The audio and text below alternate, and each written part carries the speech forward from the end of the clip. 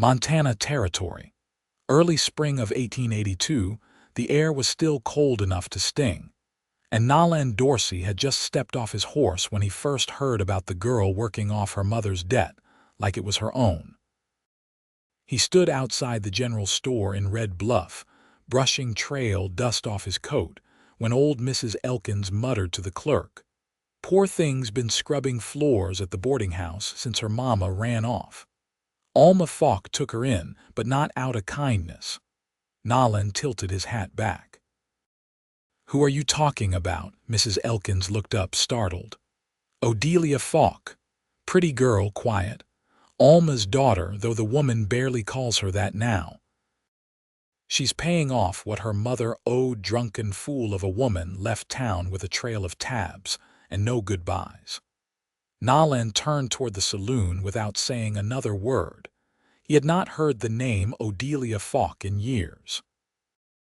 Not since she was a shy girl with a braid down her back and a small smile she gave only to him, back when they'd been just kids on opposite ends of the same dusty town.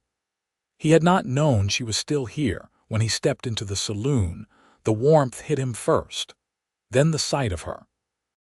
She was on her knees mopping behind the bar, sleeves rolled, skirt damp at the hem. She looked tired. Not sick, not broken, but tired in a way that came from carrying something too heavy for too long. Nolan took a step forward. "Odelia!" She looked over her shoulder. Her eyes widened for a second, then she stood slowly, gripping the mop like it grounded her. "Nolan Dorsey." He took off his hat, holding it to his chest. "It has been a long time. What are you doing here, passing through? Was not expecting to find you in Red Bluff still." He looked around, then back to her. "I heard about your mother." Odelia's expression didn't change. "It is not your trouble." "Maybe not," he said, "but I remember you." She looked away. "That was a long time ago. Still remember." Alma Faulk's voice cut from behind the bar. "If you are not buying whiskey, take your reunion somewhere else." Odelia stepped back, eyes falling again. "I have to finish." Nolan nodded once. "I will come back." She did not answer. By the next morning, Nolan had already spoken to the banker, then to Alma Faulk. It took nearly 2 hours and the full weight of what he had saved over the last 2 cattle drives. But when he stepped out of the boarding house office, it was done. He found Odelia behind the kitchen, peeling potatoes. "You are free," he said. She blinked. "What? I paid it. Everything your mother owed. Alma signed off. You do not owe her another hour." Odelia dropped the knife. "Why would you do that?" "Because it should not have been yours to carry," he said. "And because I should have come back for you." Her eyes filled, but she shook her head. "You cannot just fix it like that. I have a life here. I have nothing else." "You have me," Nolan said. "If you want." She stared at him for a long moment, then stepped forward and put her hand flat on his chest. "You should have come back sooner." "I know." Then she leaned in, slow, her forehead resting against his. "But I am glad you came now." They left Red Bluff 3 days later. Nolan had a small homestead 2 days south near Willow Ridge, with a barn that needed fixing and a house that needed warming. Odelia rode beside him with her arms wrapped tight around her shawl, quiet most of the way but not cold, just thinking. He watched her more than once when she was not looking. She was not the girl he remembered, not exactly, but he liked this version of her even more. She had fire in her, beneath all that stillness. The second night, as they camped under the stars, she sat beside the fire, her knees pulled close. "Do you regret it?" she asked. "No," he answered. "Do you?" She shook her head. I do not know how to stop waiting for it to fall apart." He reached over and took her hand. "Then we will build something that stays." She looked at him, and for the first time since they left town, she smiled soft and real. He leaned in and kissed her just once, but it was enough to change everything. The house stood at the edge of a shallow bend in the river, its roof pitched low against the wind, and its porch sagging slightly where the middle beam had warped. It wasn't large, but the walls held firm and the stove burned hot. Odelia ran her fingers along the windowsill as she stepped inside, the wood rough and dry beneath her touch. Nolan leaned his shoulder against the doorframe, watching her. It's not much yet, but it keeps warm. She crossed the room slowly, eyes roving over the small table, the narrow bed along the back wall, the cupboard with 2 cracked bowls and a tin coffee pot. Feels like a place someone meant to come back to. He looked down. I always meant to. They spent the first week tending what had been left dormant, patching the chicken coop, clearing out the root cellar, splitting the pile of wood that had sagged under last winter's snow. Odelia didn't ask for instruction, and Nolan didn't offer it unless she looked his way. They worked beside each other as if they'd always done it, their silences steady, without weight. One evening, just as the light began to settle low behind the hills, she stood beside the fence line, sleeves rolled and hair tied back with a strip of cloth she'd found in a drawer. Her hands were scratched from hauling brush, and there was dirt on her cheek. I never thought I'd get to choose anything for myself, she said. Nolan was quiet for a moment. What would you choose now? She turned toward him, the wind tugging at her skirt. I don't know yet. Maybe to plant something, something that stays where I put it. He nodded, then gestured toward the patch of earth near the porch. So let's plant something. They spent the next day breaking the soil. She knelt beside the row, pressing seeds into the dirt with care, while Nolan hauled water from the river in a dented bucket with a rope handle. She didn't speak much, but there was a looseness in her shoulders now, a quiet steadiness that hadn't been there before. That night, as they shared a bowl of beans and cornbread at the table, she glanced at him over her tin cup. I never asked what made you come back this way. He stirred the beans with his spoon before answering. I went south after the war, drove cattle through Kansas, then farther west. But it all started feeling the same, dust and coin. Didn't sit right anymore. Then I heard your name and remembered something that did. She didn't look away. You could have just passed through. I didn't want to. Outside, the wind moved through the cottonwoods. She set her cup down. You're not the boy I remember, she said. He smiled, slow and worn. You're not the girl either. She reached across the table, laid her hand over his. It was rough from the day's work, but warm. I think I like the man better, she said. He turned his hand to hold hers fully, thumb brushing the calluses along her palm. I like the woman just fine, he said. The next morning brought frost on the grass and a hawk circling high above the ridge. Nolan saddled the mule and rode out before dawn, needing nails and flour, but also a scythe blade for the meadow grass. Odelia stayed behind, mending a tear along the curtain and sweeping out the corners. She found a small canvas pouch tucked behind the hearthstone while she was cleaning dried apples and a few coins, likely forgotten. When Nolan returned late that afternoon, she held it out to him. That yours? He took it, eyes narrowing slightly. Must have been my uncle's. He built this place before he died. Doesn't feel right to spend it. He tied the pouch shut again and tucked it into the cupboard. Then we won't. That night, as the fire burned low, she sat beside him on the porch steps, her shawl wrapped tight. Her voice was quiet. I used to believe I'd end up like her. He didn't ask who. But I think maybe I won't. Nolan didn't speak, just reached over and rested his arm behind her. She leaned into him, her head finding the space beneath his shoulder. I think you won't, he said softly. They sat that way until the stars pushed through the last of the dusk. The night stretched wide and still around them. The river had risen slightly with the thaw, and Odelia stood at its edge, skirts gathered in one hand, watching the current carry flecks of old bark and broken reeds. The sun had just cleared the ridgeline, pale and low, and the air still held a bite. Behind her, the soft sound of hooves approached. You reckon it'll flood? Nolan asked, sliding down from the saddle with a taut rope over his shoulder. Not this year, she said, keeping her eyes on the water. The banks are high enough still. He stepped beside her, the mule's bridle looped over his arm. I passed a man on the ridge trail, said there's a trapper's cabin washed out west of here, lost a whole line of pelts. Odelia nodded absently. People always build too close. Nolan untied the oilcloth bundle from the mule's back and set it on the grass. Something came in with the mail wagon. She turned, brows drawn. Who'd be writing me? Didn't say. Just had your name. She hesitated, then knelt and unfolded the cloth. Inside was a letter, creased and worn as if it had been carried a long way before reaching the post office. She read it without speaking. I can give you space, Nolan offered. No, she said, folding it carefully and setting it back down. It's from my mother. She's down in Arizona, married again. Says she's sober now, says she's sorry.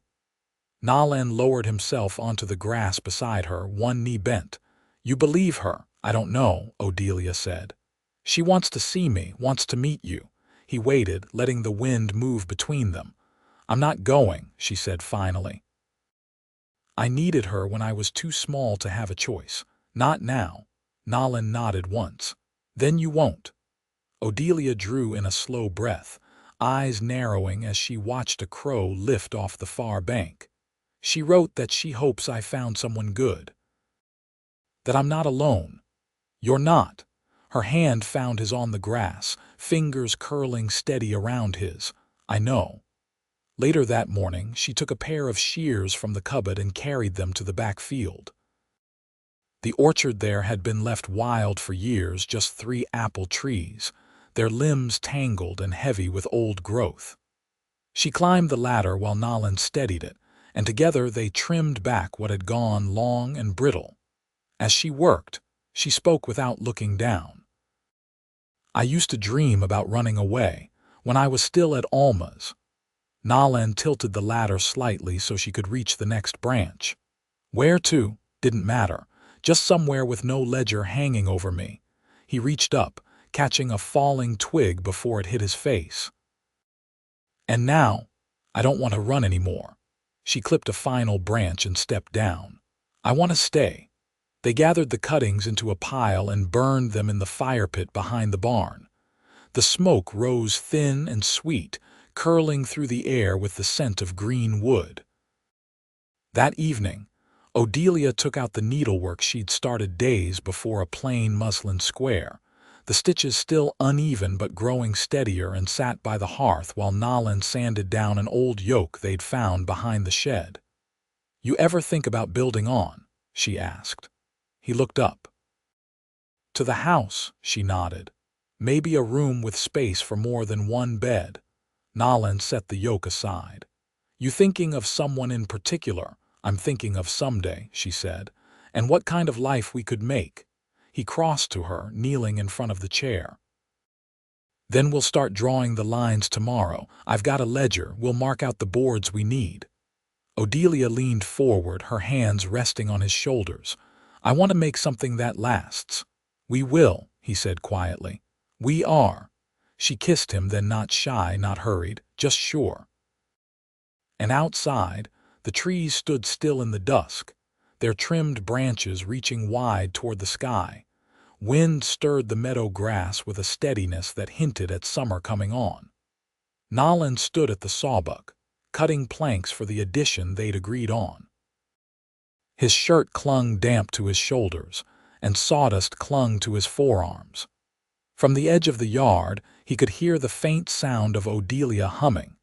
She was crouched near the porch, tying bundles of herbs she'd gathered from the creek edge and hanging them beneath the eaves to dry. Her hands moved with a calm assurance, the sort that came from learning not by instruction, but by watching, by remembering. She didn't glance over at him, but she didn't need to. They'd settled into the rhythm of shared days without needing to name it. You ever think about raising goats? She asked, not turning her head. Never gave it much thought, Nolan said, laying another board across the sawhorse. I heard they keep the pasture clear and don't ask much in return, she said. Could be we do well with a few. He straightened, wiping his brow. You want goats, we'll find some. I don't want them just to have them, she said, but I've been watching the slope past the barn. Something ought to be grazing there. He looked toward the hill. We'll ride out to the Bensons. I recall they had a nanny or two near Kidding last time I passed. She stood and brushed her hands on her skirts. Then I'll set aside some feed sacks. We'll need a shelter built if we bring any back. He leaned the saw against the post and walked to her. You've got a plan for every corner of this place. I've lived long enough without choosing anything, she said. Now I want a say in how things grow. He nodded, then reached up and tightened one of the herb bundles that had loosened in the breeze. Then we'll grow it your way. That night, after supper, she pulled a folded paper from the cupboard. I was going to wait, but I want to show you. He took it from her, unfolding the sheet carefully. It was a rough pencil sketch her hand, clearly, but you could see the shapes of the house. The new room drawn along the south side, and a little lean-to where goats might shelter from the wind. Beyond that, faint lines suggested a garden fence and a row of tall stalks, maybe corn, maybe sunflowers. You drew this, she nodded. I worked it out while you were up at the ridge last week. He studied the lines. It's good, real good. I didn't know if you'd mind me planning so far ahead. He looked up at her. I'm building the walls. You're giving them purpose. She folded the paper again and placed it back on the shelf. Then I guess we'll need more nails. They rode out 2 mornings later, the sun just touching the tops of the distant pines. The Bensons hadn't taken to town much since the smallpox scare the year before, but their spread was tidy and their livestock well kept.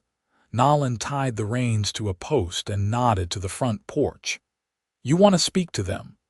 Odelia hesitated just a moment, then squared her shoulders. It's my idea.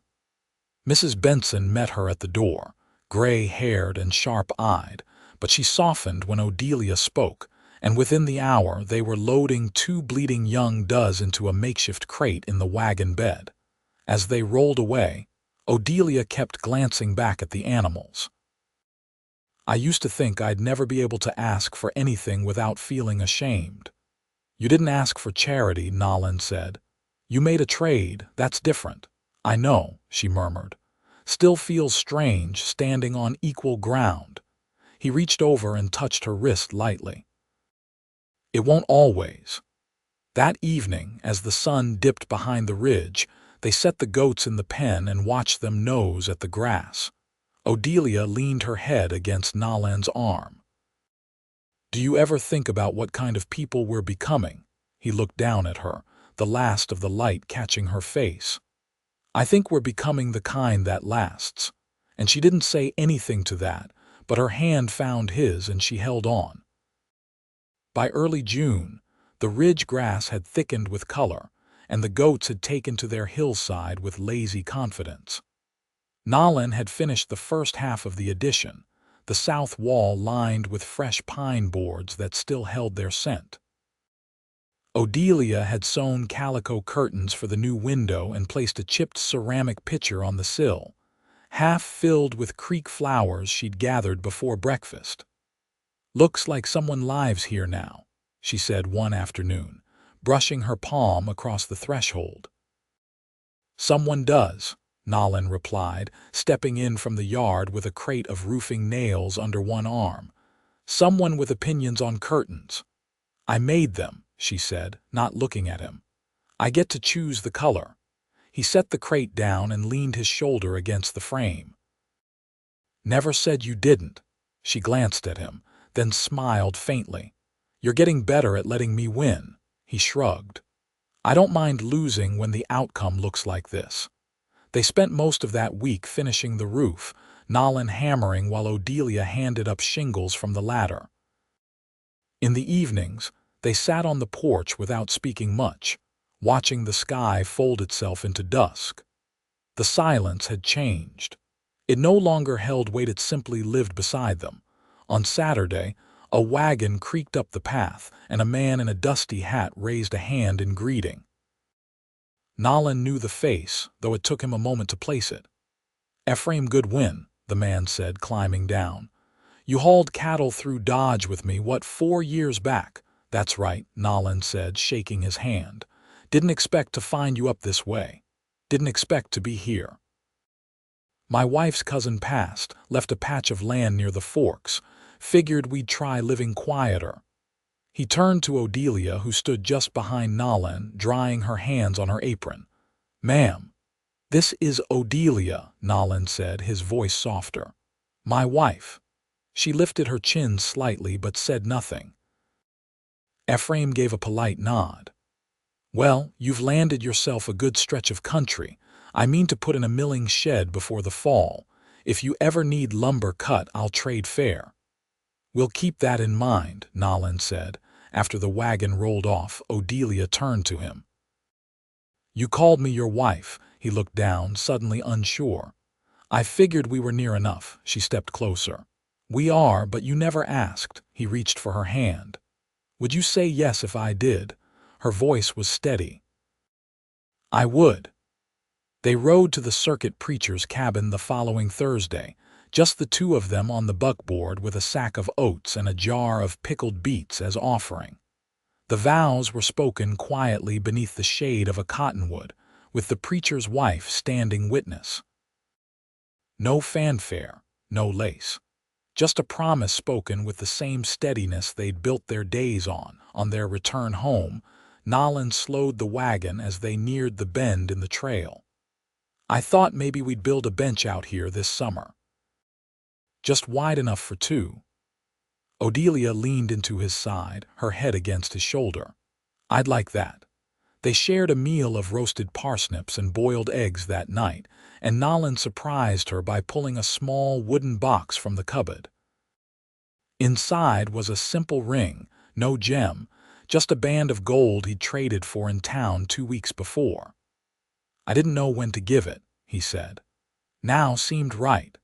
She slid it onto her finger without a word, then stood on her toes and kissed him long and slow with both hands on his face. That summer bloomed full. The garden she'd planted began to rise in slow, steady rows. The goats produced more milk than they needed, and she learned to churn butter with her sleeves rolled and her brow damp. Nolan taught her how to shoot a rifle, her stance growing surer with each day. They built the bench near the trail bend, and sometimes sat there after supper, watching the light shift over the land. By autumn, the new room had a woven rug across the floor and a cradle Nolan had carved by hand. Odelia spent her mornings sewing small shirts with careful stitches, her belly rounding beneath her dress. One evening, as she brushed her hair near the hearth, Nolan came to stand behind her, resting his hands on her shoulders. "I've never had a thing worth keeping before," he said. She lifted her eyes to the mirror. "You do now." He bent and kissed her temple. "I know." They slept that night with the windows open, the air cool and clean, the sound of the wind through the trees like breath itself. The child came in early winter, a quiet birth that lasted through one long night and into the hush of morning. A daughter, dark-haired and solemn, her fingers curling around Nolan's thumb before she'd even opened her eyes. They named her Ruth, after no one in particular, just because the name felt like something that had always belonged to them. Years passed. The goats multiplied. The orchard bore fruit again. Nolan built a smokehouse, and Odelia taught Ruth how to dry herbs and fold linens. They never spoke of the life before, not because it pained them, but because it no longer defined them. On their 10th spring together, they stood beneath the apple trees, now thick with bloom, while Ruth chased a moth across the yard in her stocking feet. Odelia turned to Nolan, her hand slipping into his. "I never thought happiness would feel so quiet." He pressed a kiss to her knuckles, Quiet's how it lasts. And it did.